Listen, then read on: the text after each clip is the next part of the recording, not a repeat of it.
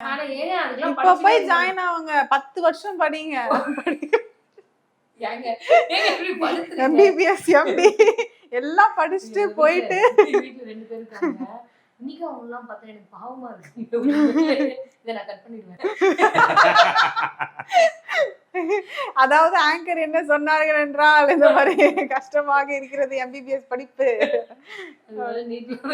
NEET வச்சு note பண்ணிக்கங்க pass. உண்மையிலே அவங்க எல்லாம் பார்த்தா எனக்கு ஒரு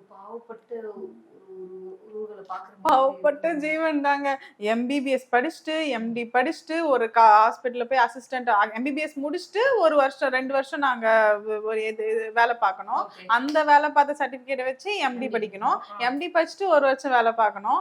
இதெல்லாம் வச்சு இந்த சர்டிபிகேட்லாம் வச்சுட்டு ஒரு ஹாஸ்பிட்டல்ல போய் திரும்ப அசிஸ்டண்டா ஜாயின் பண்ணோம். அசிஸ்டண்டா ஜாயின் பண்ணி அந்த சீஃப் டாக்டர் அந்த ஹாஸ்பிட்டல் விட்டு துரத்தி போற வரைக்கும் வெயிட் பண்ணி அடுத்து நம்ம போலான்னு பார்ப்போம். ஆனா புதுசா ஒரு சீஃப் டாக்டர் கொண்டு வந்து இறக்குவாங்க.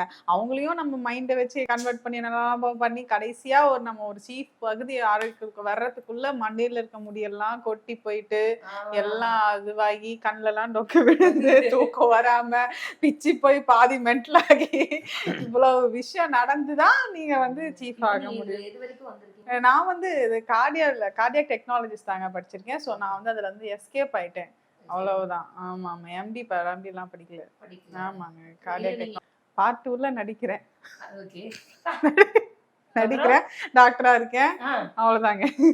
பார்ட் 2 பாருங்க தெரிஞ்சுக்கங்க. இவ்வளவு ரிவீல் பண்ணிட்டேன்னா ஹாட் ஸ்டார் மன்னிச்சுக்கங்க. கட்டு அப்படி கேளுங்க. பார்ட் 2 பார்ட் 2ல என்னெல்லாம் பண்ணிருக்கீங்க? பார்ட் 2ல நான் வந்துட்டு இருக்கேங்க. நீங்க அதை பார்த்து தெரிஞ்சுக்கங்க. நான் எதையுமே ரிவீல் பண்றது எடிட்டர் மட்டும் பதிலா வச்சுக்கோ.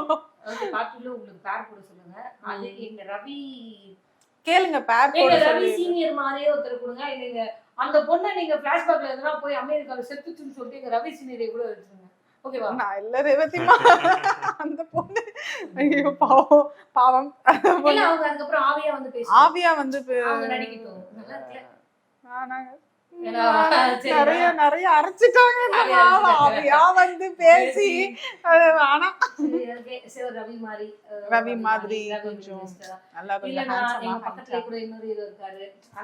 அந்த மாதிரி யாராவது பார்ட் 2ல இதே மாதிரி ரொம்ப ஜாலியா அப்படி கொண்டு போங்க. தயவு செஞ்சு 2024ல வந்த எந்த பார்ட் 2 மாதிரி இல்லாம இருக்கணும். இல்ல நியூவா நிறைய விஷயம் கொண்டு வந்திருக்கோம். நிறைய உங்களுக்கு புதுசா நிறைய எங்களுக்கு ஆதரவு தந்த மாதிரி புதுசா இப்போ வந்திருக்க கண்டென்ட் எல்லாமே நீங்க அதுக்கும் ஆதரவு தரணும். இது வரைக்கும் தந்துட்டு வந்த மாதிரி. ஸோ இப்போதைக்கு நான் எதுவும் ரிவீல் பண்ண மாட்டேன். நீங்க அதை பாத்துக்கிறப்போ உங்களுக்கு கிட்ட வரும்போது அவங்களே ரிவீல் பண்ணுவாங்க. ப்ரொமோல எல்லாம் ரிவீல் பண்ணுவாங்க. அப்போ உங்களுக்கு தெரியும். யாரை வேணா புதுசா கொண்டு வாங்க. நாங்க ஆதரவு தர ரெடியா இருக்கோம். ஆனா அந்த பழைய அந்த பேர்ஸ் அந்த கேரக்டர்ஸ் இருக்குல்ல அதை மட்டும் தூக்கி போட்டீங்கன்னா நாங்க எபிசோட் பார்க்க நாங்கெல்லாம் அப்படிதான் இருக்கோம். நாங்க எல்லாருமே இருக்கோம். இல்ல அதுல எந்த மாற்று கருத்தும் இல்ல. அதுக்கு நாங்க தயாரா இருக்கோம். ஏன்னா நாங்க சாமியிலேயே பாத்துட்டோம். அதெல்லாம் சாமி ஸ்கேர்லயே பாத்துட்டோம். எங்களால அதுக்கப்புறம் எல்லாம் தாங்க முடியல. அதனால எங்களுக்கு ஒரே ஒரு ஆசை தான், அந்த 24ல வந்த 2 மாதிரி எதுவுமே இருக்கக்கூடாது அப்படின்னு நாங்க விருப்பப்படுவோம். ஓகேங்களா?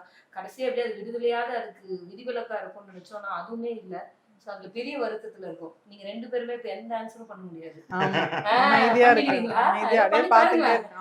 பேசலாம் அப்படிங்களா? அப்படின்னு பேச முடியாது. பாருங்க தலையை கூட இப்படிதான் ஆட்டுவேன்.